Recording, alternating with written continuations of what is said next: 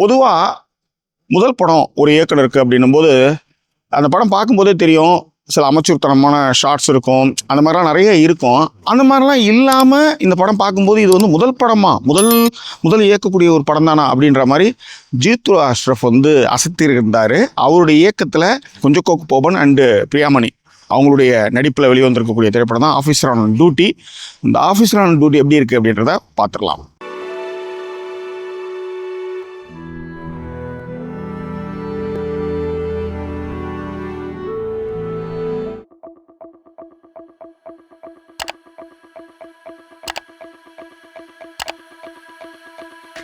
Officer on duty இந்த திரைப்படத்தினுடைய கதை என்ன அப்படின்னு பார்த்தீங்கன்னா, குஞ்சுக்கோ போபன் அவர் வந்து ஒரு போலீஸ் ஆஃபீஸர்.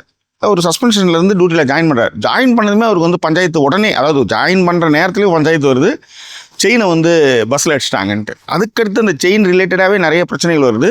அதன் பிறகு அவருக்கு மிகப்பெரிய ஆபத்துகள்லாம் சந்திக்கிற அளவுக்கான பிரச்சனையாக மாறுது. அது எப்படி மாறுச்சு, எதனால் மாறுச்சு அப்படின்றத நீங்கள் படம் பார்த்தா நீங்கள் தெரிஞ்சுக்கணும். ஸோ இப்போ படத்தினுடைய கதாபாத்திரங்களை பார்த்துடலாம். குஞ்சுக்கோ போபன் மனுஷன் பின்னிருக்கிறாரு. இயலாமையை வெளிப்படுத்துகிற இடமா இருக்கட்டும், உண்மை தெரிஞ்சும் ஒய்ஃபுக்கிட்ட சொல்ல முடியாத ஒரு ஃபீல் ஒன்று இருக்குல்ல, அந்த இடங்களாக இருக்கட்டும், முக்கியமாக மார்ச்சுவரி ஃபைட்டு, அதன் பிறகு வந்து கிளைமேக்ஸ் ஃபைட்டு, இந்த ரெண்டுத்துலேயும் அவர் காட்டுற அந்த ஆக்ரோஷம் இருக்குல்ல, சான்ஸே கிடையாது. ரொம்ப அற்புதமாக பண்ணியிருக்காரு. எஸ்பெஷலி ஃபஸ்ட்டு சீன், அவர் நடந்து போயிட்டு ஏதோ ஒரு சவுண்டு கேட்குதுன்னு திரும்பி வந்து நிற்கிறதுலேருந்து ஃபஸ்ட்டு ஒரு 15 நிமிஷம் இருக்குல்ல, மனுஷன் பின்னிருக்கார்.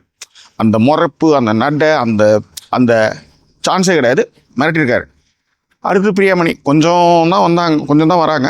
ஆனாலும் அவங்களுடைய நடிப்பை வந்து மிக சிறப்பாகவே கொடுத்துருந்தாங்க. அடுத்தது வந்து ஜெகதீஷ். இந்த இயலாமை, ஒன்னால தாண்டா இதெல்லாம் நடந்தது அப்படின்ற அந்த கோபம், இதெல்லாமே ரொம்ப சூப்பராக வெளிப்படுத்தியிருந்தார். எஸ்பெஷலி அந்த பெங்களூர் பசங்க 5 பேர், அவங்களும் வந்து நடிப்பில் வந்து பின்னிருந்தாங்கன்னு சொல்ல முடியும். அதில் ஒரு பிக் பாஸ் ஷாம்னு ஒரு கேரக்டர், அந்த பிக் பாஸில் கூட அவர் வந்து நடிச்சிருந்தார். அவரும் வந்து சிறப்பாகவே பண்ணியிருந்தார். இந்த ஆஃபீஸர் ஆன் டியூட்டி படத்துக்கான டெக்னிக்கல் விஷயங்களை பார்த்துடலாம். இந்த திரைப்படத்தினுடைய மிகப்பெரிய பலமாக நான் பார்க்குறது ஷாகிர் கபீருடைய திரைக்கதை தான். பொதுவாக இந்த மாதிரியான திரைப்படத்தை, கிரைம் த்ரில்லர் படங்களை வந்து ஒரு 4 பேர் 5 பேர் எழுதுவாங்க. அதில் இயக்குனரும் சேர்ந்துருப்பார். ஆனால் இவர் ஒருத்தர் தான் எழுதியிருக்காரு. பின்னிருக்காங்க, மனுஷன் வந்து பின்னிருக்காரு. எஸ்பெஷலி 10 நிமிஷம், ஃபஸ்ட்டு 10 நிமிஷம் இருக்குல்ல, அந்த இடமா இருக்கட்டும். அதே மாதிரி பெங்களூர் போலீஸ் ஏன் வந்து சூசைட் பண்ணிக்கிட்டான் அப்படின்னும் போது அதற்கான விஷயங்கள்லாம் இருக்குல்ல. அதே மாதிரி தனக்காக ஜெயிலுக்கு போன போலீஸ் ஆஃபீஸர் வந்து எப்படி தற்கொலை பண்ணிக்கிட்டாருன்ட்டு அந்த எலுமிச்சம்பழங்களை சொல்கிற இடங்களாக இருக்கட்டும். சூப்பரான திரைக்கதை, உண்மையிலே ஆசம் ரைட்டிங். படத்துடைய மியூசிக் வந்து ஜேக்ஸ் பிஜாய், படத்துடைய எடிட்டர் வந்து சாமன் சாக்கோ, அதே நேரத்தில் படத்துடைய சினிமாட்டோகிராஃபர் வந்து ரோபி வர்கீஸ் ராஜ்.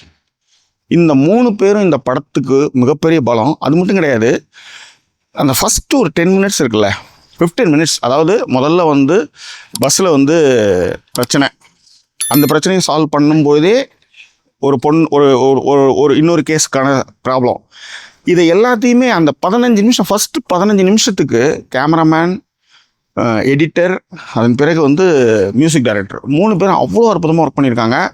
அதே மாதிரி இயக்கத்துலேயும் சரி, அவங்க ஷார்ட்ஸ் டிவிஷன் கட் பண்ண விஷயங்களாக இருக்கட்டும், அதுவுமே ரொம்ப அற்புதமாக இருந்தது. அதே மாதிரி எடிட்டிங்க்கும் சினிமாட்டோகிராஃபிக்கும் மியூசிக்கும் வந்து இன்னொரு இடம் வந்து அந்த மார்ச்சுவரி ஃபைட் சீன், அதே மாதிரி கிளைமேக்ஸ் ஃபைட் சீன், இந்த 2 ஃபைட் சீனுமே வந்து சான்ஸே கிடையாது. அதே மாதிரி அந்த சிவப்பு கலர் மாருதி கார் சேசிங் இருக்குல்ல, அந்த இடத்துலையும் வந்து டெக்னிக்கலாக வந்து படம் வந்து ரொம்ப ரொம்ப ஸ்ட்ராங்காக இருந்தது. எங்கேயுமே ஒரு போர் அடிக்காமல் போகிற மாதிரியான ஒரு விஷயத்தை வந்து டெக்னிக்கலாக எல்லாருமே ரொம்ப அற்புதமாக ஒர்க் பண்ணதுனால தான் இந்த படம் வந்து அவ்வளோ சூப்பராக இருந்தது. ஸோ டெக்னிக்கலி இந்த படம் வந்து ரொம்ப ரொம்ப strong. Right, what is a minus point? எனக்கு தெரிஞ்சு பெருசாக மைனஸ் பாயிண்ட்டுன்னு சொல்லலாம். ஏன்னா லாஜிக்கில் நீங்கள் நிறைய யோசிக்கலாம். ஆனால் உங்களுக்கு வந்து ஒரு மைனஸ் பாயிண்ட்டை தோணாத அளவுக்கு இந்த படத்தை எடுத்துருக்காங்க இல்லையா, தட்ஸ் அ குட் திங். அதுதான் இந்த படத்தோட மிகப்பெரிய பலமாகவே நான் பார்க்குறேன். What is a take away? நான் ஏற்கனவே சொன்ன மாதிரி என்னைக்கு வந்து செல்ஃபோன் வந்ததோ அதுலேருந்து இந்த மாதிரியான நிறைய விஷயங்கள் வர ஆரம்பிச்சிருச்சு. உடலை வந்து நம்ம வந்து புனிதம் சொல்லும்போது நாம் இழக்கக்கூடிய விஷயங்கள் வந்து ஏராளம். அந்த உடல் புனிதம் அப்படின்ற ஒரு விஷயத்துலேருந்து நம்ம பசங்களுக்கு அதை நம்ம கற்றுக் கொடுக்கணும். அதே மாதிரி என்ன நடக்குதுன்றத, இந்த டேபு திங்ஸை குழந்தைங்கிட்ட நம்ம பேசணும். இப்போ ஒரு லவ்வர் வந்து உங்கள் வீட்டிலேருந்து ஒரு சூஸ்பரி எடுத்து வந்து கொடு, ஒரு பால்கோவா எடுத்து வந்து கொடு அப்படின்னா அதை கொடுக்குறதுல எந்த தப்பும் கிடையாது. ஆனால் ட்ரெஸ் இல்லாமல் எனக்கு வந்து ஒரு ஃபோட்டோ கொடு, ஒரு நியூடு ஃபோட்டோ அனுப்பு அப்படின்னும் போது நீங்கள் வந்து அதை வந்து காதல்ன்ற பொருளில் அன்புன்ற பொருள் நீங்கள் அதை செய்யும்போது அதையே வச்சு அது மட்டும் கிடையாது. இந்த ஊரை பொறுத்தவரையிலையும் நமக்கு வந்து நிறைய சோஷியலாக நம்மளுக்கு நிறைய சட்டத்திட்டங்கள்லாம் இருக்குது. இப்போ அதெல்லாம் கொஞ்சம் கொஞ்சமாக உடச்சிட்டு வரோம். ஆனால் இந்த உடல் புனிதன்ற இடத்துல இருந்து ஒரு அம்மா ஒரு அம்மாவும் தன்னுடைய வயதுக்கு வந்த பெண்கள்கிட்ட இதை பற்றி பேசணும். ஆக்சுவலி இது இந்த படம் வந்து 18+. ஆனால் இந்த படத்தை வந்து கண்டிப்பாக நீங்கள் பேசணும். ஒவ்வொரு குழந்தைங்கிட்டையும் இந்த மாதிரிலாம் வந்து கேள்விகள் வரும், இந்த மாதிரிலாம் வந்து கோரிக்கைகள் வரும், இதெல்லாம் நீங்கள் நிராகரிக்கணும், எது நடந்தாலும் அம்மா கிட்ட வந்து சொல்லணும் அப்படின்ற ஒரு விஷயத்தையும் எஸ்பெஷலி பிரியாமணி அதை வந்து கரெக்டாகவே பண்ணுவாங்க. அந்த மாதிரியான விஷயமா இந்த படத்தில் வந்து நீங்கள் எடுத்துக்கக்கூடிய கருத்துக்கள் நிறைய இருக்குது. அதே மாதிரி உடலை எப்பயுமே புனிதம்னு நம்ம நினைக்கவே கூடாது. அதை வந்து பசங்களுக்கு கண்டிப்பாக நம்ம போதிக்கணும் அப்படின்றது தான் இந்த படத்தில் நம்ம வந்து எடுத்துக்கக்கூடிய டேக் அவேவாக நான் பார்க்குறேன். What is the rating and conclusion? இந்த படத்துக்கான ரேட்டிங் 5க்கு 4.25. மிஸ் பண்ணவே பண்ணாதீங்க. இது ஒரு தியேட்டர் மெட்டீரியல். ஓடிடியில் வந்தால் கூட நீங்கள் வந்து கவனம் செலுத்துறதுக்கோ, ஒய்ஃப் வந்து கொஞ்சம் காய்கறி நறுக்க கொடுங்க, கருவேப்பிலை வாங்கினாங்கன்னு நம்மளுக்கு டிஸ்டர்ப் பண்ணுறதுக்கு வாய்ப்பு இருக்குது. இல்லை நம்மளுடைய காதலிகள் யாராவது மெசேஜ் அனுப்புவாங்களா போகிறாங்களான்ற மாதிரி டக்குன்னு எடுத்து பார்ப்போம்.